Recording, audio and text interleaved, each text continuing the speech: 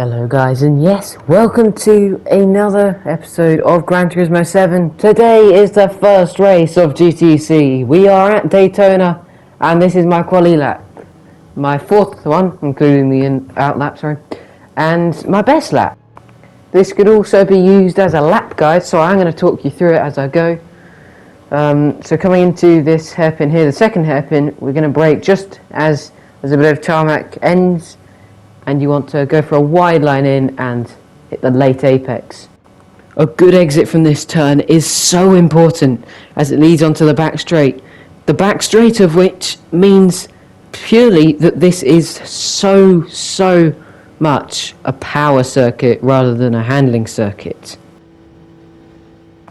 As we come to finish the lap, it will be a 45.2, which puts us P3 in the end, which is a very good result. The final qualifying order would go: Will substitute, Catalyst substitute, me, Lucy, Drift, Electric, Sushi, Storm Pacer, Wolf, Moose, GTC Dark Velvet, and last but not least, Cargo. On to the race start now. It is going to be a grid start for, I don't know, this doesn't normally happen at Daytona, but it's going to be consistent throughout the whole season, as we get a decent launch, but not as good as Zeno does. We're going to look around the outside. It's now 4 wide between the two Lexuses and the McLaren. Going to turn 1, is there going to be any chaos? We're looking at Sushi Samurai here. E. Riley nearly into the back of his fellow Mercedes, as we're darting all over the shot looking at every single car, but there's so much chaos going on. All very compact racing here, as off goes DWG and Lucy, both touching grass. Argy Bargy in the midfield between Lucy and the Sushi Samurai. Having a look at a replay now. I believe this is on board with DWG, who managed to spin out. Let's see how this happened. Side by side with the BRZ, that is Dark Velvet, and he just runs wide, trying to give space to the Indonesian, trying to be sportsmanlike, but unfortunately he touches the grass with his rear tyre, and around he goes. We have been able to navigate up to P2 now, with our teammate Electric in P4. So all and well is for Bilstein, but a couple of cars off in the background there, as Lima looking around the outside of Storm Pacer. GTC Dark Velvet up the inside. Oh, but he spun! The Indonesian driver, standing up for his home crowd, is around, unfortunately, and down to last does the Indonesian fool. As we check back on the leaders who are going through the bus stop chicane now, is Ford, McLaren, Lexus, Mercedes, Lexus, filling up the top 5. They're so bunched up, P3, P4 and P5. Look at this, the two Bilstein runners, teammates, going in P3 and P4, side by side now, along the banking. I think E. Riley, or Electric, my teammate, may be full push at the moment, because he's got so much more speed than me on the straight, even though I'm running a very low downforce, minimum downforce setup here. I'm not going to try and fight him too hard since he is my teammate. However, I'm going to fight Drift, since he's probably one of my main rivals in the championship, as we found out during testing, and of course he is the other fellow Lexus in the race. So he's going to be what I'm comparing it to. And funnily enough, our setups are very similar indeed, we found out. And is either of them going to go up the inside into the hairpin? Yes, Electric is.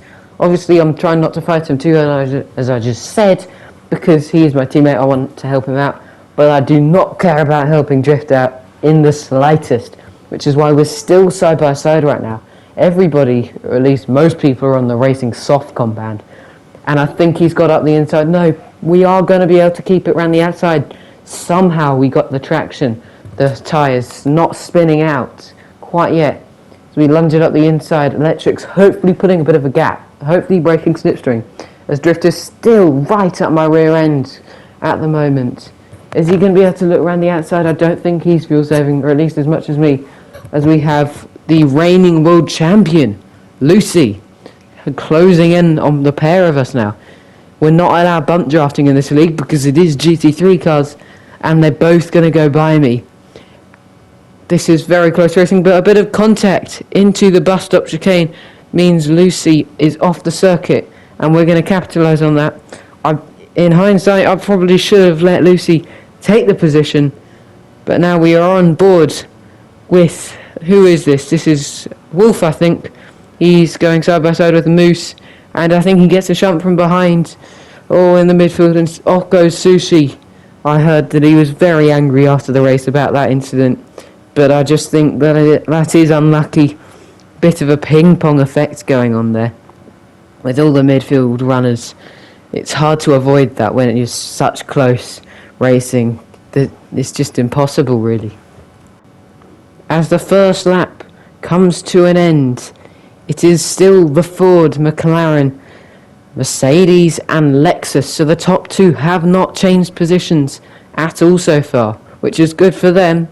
But will it change later on in the race? Because these two already look like they have some impressive pace. There's a bit of a gap forming already, and their qualifying was insane speed, as it's still a long train between the Lexus, Ferrari, Mercedes, and the McLaren, and the other Mercedes there. This is for P5, so this would be a pretty decent points result. There's a bit of a touch going on between Lucy and Inferno Jr. This is Cargo, he likes to be called. Lucy has really been in the wars, it seems, as the reigning championship leader. He won season 1, and this is season 2 at the moment, as they go side by side around the banking. Lovely camera work here from the brilliant cameramen here today in the America country. Lucy having to duck behind the Ferrari. A very known fact that Cargo hates yellow lights, which is why most of the field have yellow lights. So I'm sorry to him, but it is quite funny. Half a second penalty getting dished out to Cargo. I think that's the first penalty we've seen so far as we're looking further down the order. GTC Dark Velvet, I saw, has been able to catch back up a bit to the far down field of DWG. E. Riley, Electric, my teammate, and Drift going side by side down the back straight. Electric trying to keep it up the inside. He runs a bit deep. Will Drift be able to get the cut back? No, not quite, I don't think. But a very good racing going on between everywhere in the field. The top four, as you can see, have made a massive breakthrough. I can't even see another car, or actually I can, mind you, now. But it is a massive gap, probably a few seconds at least between 4th and 5th at the moment. But that is because I'm fuel saving. Maybe these guys aren't fuel saving. A bit more contact there as Electric tries to cover off Drift a bit too late, in my opinion. But he's tried to get the switch back there. Round the outside is a very, very hard overtake. It's hard to go up the inside here, let alone the outside. And as I thought, he has not been able to pull it off. Not quite, at least. On lap 12, I'm going to pit because Drift and Electric pitted. There we go. Lap 21, they're pitting yet again here. I have a massive fuel advantage on those two at the moment. So I'm going to pit a little bit earlier than I could have done, because it won't take me as long to fuel all the way to the brim, and hopefully I'll gain a bit of time on them. So you can see Zeno in P2 and the McLaren, he comes in with the less fuel than me as well.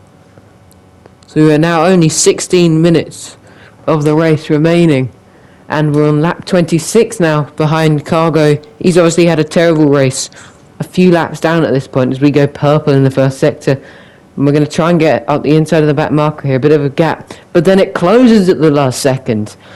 So I have asked people, they seem to think that it's his fault. I'd love to know your opinion on that in the comments below, but anyway, I don't think he was very, very happy about that incident after the race. We are, as you may notice now, right up behind Drift and Electric. They've been nose to tail throughout the whole race, and we're full push now. Fuel map 1 all the way to power, and we're gaining so much on these two ahead, the Canadian and the British driver. They're going side by side into the bus stop chicane. This surely can't end well, and it's not going to end well. They're losing so much time. There's my teammate. I'm not allowed to give him a bump draft, but I am going to give him a bit of a bump by accident there. I don't really want to break the rules or anything, but he is my teammate and I didn't have anywhere to go. So we're just going to have to slit in the slipstream here. We were talking to each other with messages at the current moment, so we knew that I was full push. He was not. He was not in a very good fuel situation. So I kind of have priority to get past him as he gives Drift a bit of a bump. I don't know what he's thinking right now. Round the outside, will I manage this with the slightly fresher tyres? I think 2 lap fresher. No, it's still going to be a hard job to go around the outside of any corner, really, at Daytona. Mind you, any track. Around the outside is a lot harder than the inside. Up to third gear to minimise wheel spin, then down to second gear. I am all over the shop with the closing stages of the race coming near now.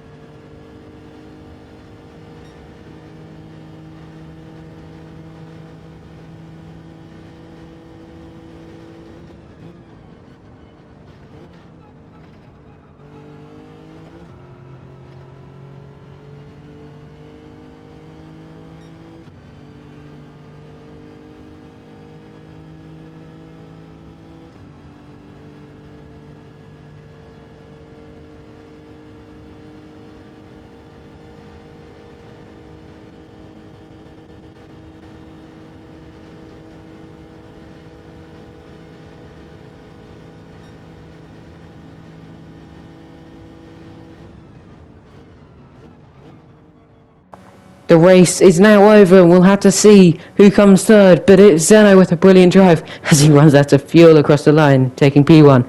Then we'll substitute Tedesco in P2 in the Ford GT number 60. And it's me in coming round in P3 for the Lexus.